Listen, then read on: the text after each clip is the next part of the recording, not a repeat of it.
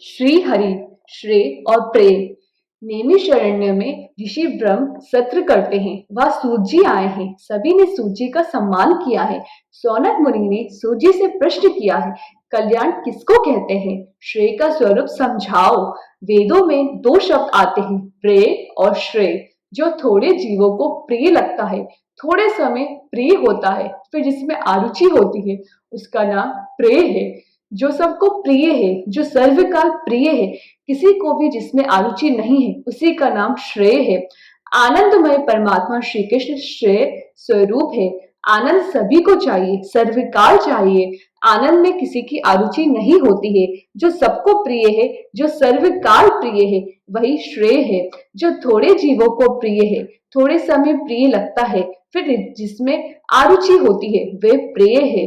ऋषियों ने प्रश्न किया है, श्रेय का स्वरूप क्या है? कल्याण किसको कहते हैं? आजकल तो बहुत से लोग ऐसा समझने लगे हैं कि 5-10 लाख रुपए मिल जाए तो कल्याण हो जाएगा। पैसा मिलने से कल्याण होता है, पैसा से सुख मिलता है, पैसा से दुख की समाप्ति नहीं होती है। श्रीमान लोग सुख भोगते हैं, ठीक है, उनसे पूछो शांति है? सुख भोगने से दुख की समाप्ति कभी नहीं होती है। सुख के पीछे ही दुख खड़ा है। सभी को आनंद प्राप्त करने की इच्छा है। श्रेय स्वरूप श्री कृष्ण है। आनंद सभी को चाहिए, सर्वकाल चाहिए। ऋषियों ने पूछा है, कल्याण का स्वरूप समझाओ, कल्याण प्राप्ति का सरल साधन बताओ। कलयुग के लोग बहुत दुर्बल है। ये जीव ऐसा है कि अल्प शक्ति होने पर भी वह शक्ति का विनाश बहुत करता है।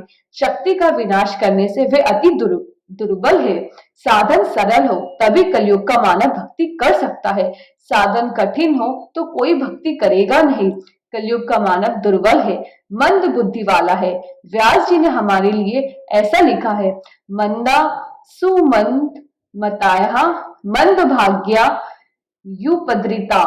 बहुत से लोग अपने को बड़ा बुद्धिमान समझते हैं, अकड़ में चलते हैं।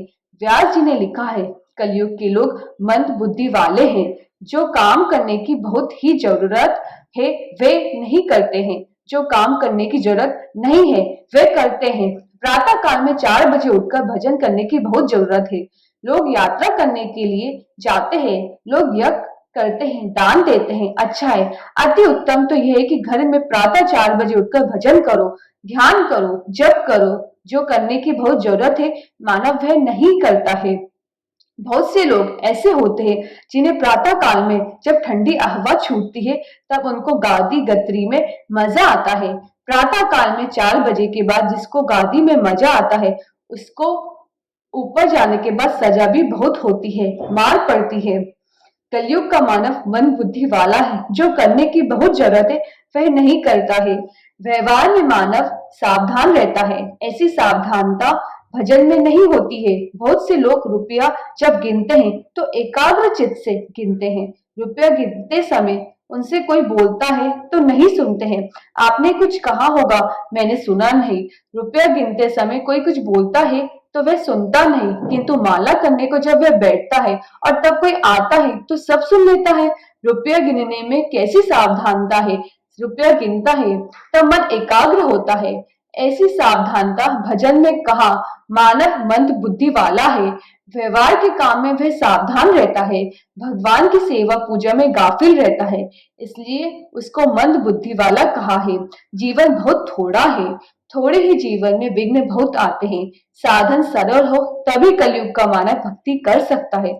बहुत से लोग ऐसी इच्छा रखते हैं कि भगवान घर में मुझे सभी प्रकार की अनुकूलता कर दे, तब मैं भगवान की पूजा करूंगा। मेरे इच्छा अनुसार जब सब प्रकार की अनुकूलता होनी चाहिए।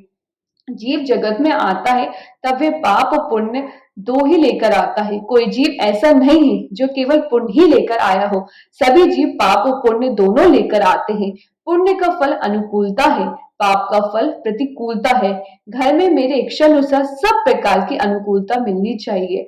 ऐसी इच्छा रखना ही अज्ञान है। सब प्रकार की अनुकूलता किसी को मिली नहीं है, कदाचित मिले भी तो वह भक्ति नहीं करता है। जिसको घर में सब प्रकार का सुख मिलता है वह गाफिल हो जाता है, वह सावधान नहीं रहता, वह आराम बहुत करता है वह बहुत घूमता है। जीवन में थोड़ी सी प्रतिकूलता होनी ही चाहिए। मानव मंद बुद्धि वाला है, इसलिए ऐसी अपेक्षा रखता है कि मुझे सब प्रकार का सुख मिले, अनुकूलता मिले। नारायण।